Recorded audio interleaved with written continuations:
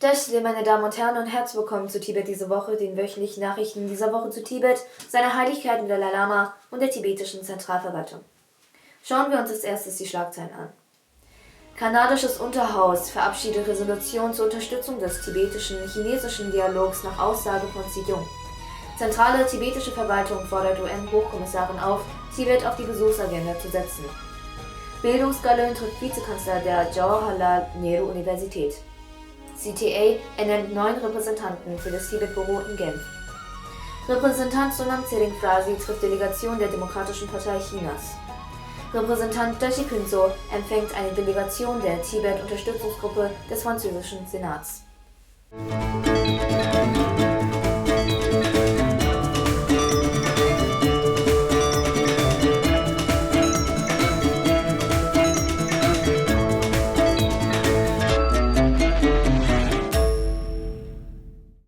Xi-Jung Tsering von der tibetischen Zentralverwaltung und Tedjab Rinpoche sagten am Donnerstag dieser Woche vor dem Ständigen Ausschuss für Auswärtige Angelegenheiten und internationale Entwicklung in Kanada aus.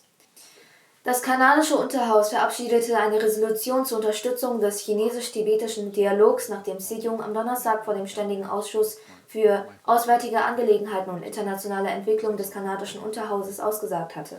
Mr. Genuis. Yes. Monsieur Bergeron. Oui.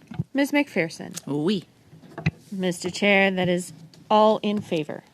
Durch seine Aussage konnte Xi-Jung die Unterstützung des kanadischen Parlaments für die Verabschiedung einer Resolution gewinnen, die die friedliche Lösung des chinesisch-tibetischen Konflikts unterstützt.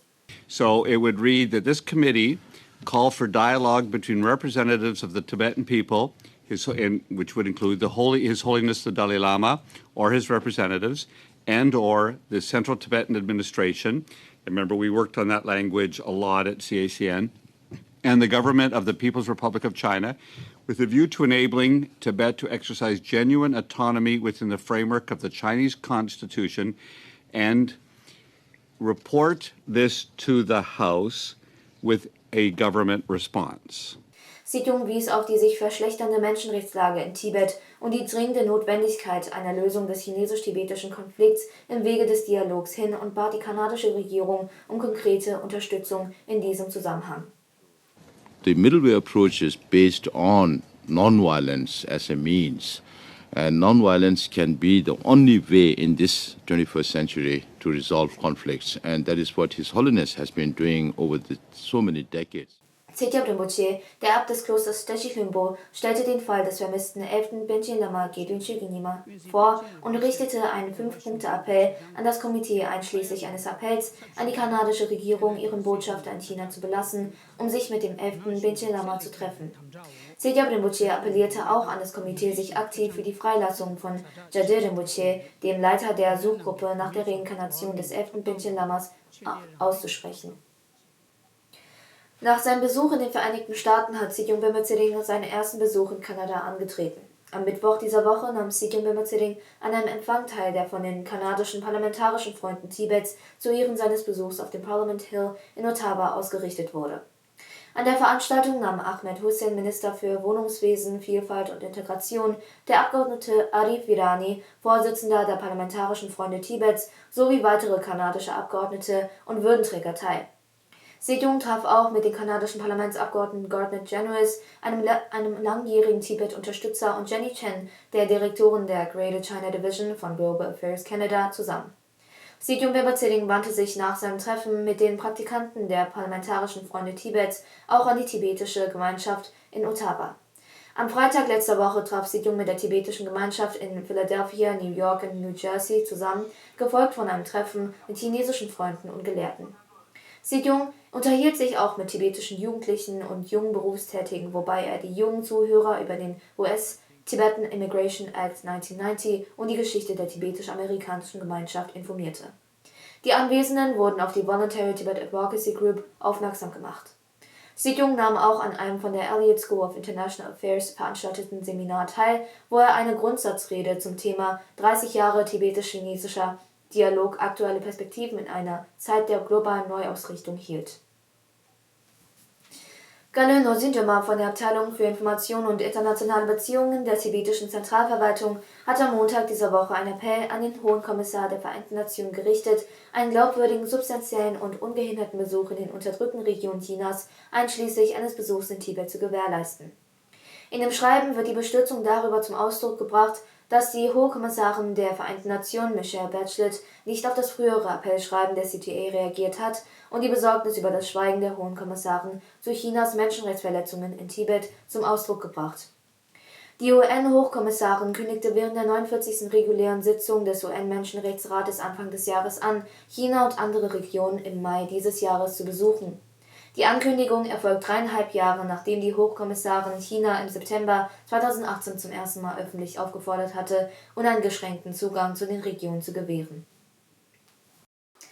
Galön Changra Thalamjima vom Bildungsministerium traf am Donnerstag letzter Woche in Begleitung von Sekretär Jigme Namgyel den Vizekanzler Professor Santish Shre der Jawaharlal Nehru University. Galön Thalamjima und Sekretär Jigme Namgyel unterrichteten den Vizekanzler über die Probleme tibetischer Studenten an der JNU nach der Gebührenerhöhung und informierten die Verwaltung über tibetische Absolventen der University, die in verschiedenen Organisationen arbeiten, darunter auch an der JNU selbst.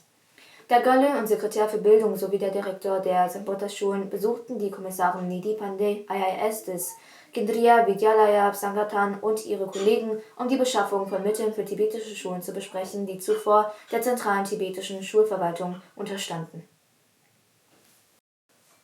Das Gascha-Sekretariat hat die Ernennung von Tinle Chüki zum neuen Repräsentanten des Tibet-Büros in Genf bekannt gegeben.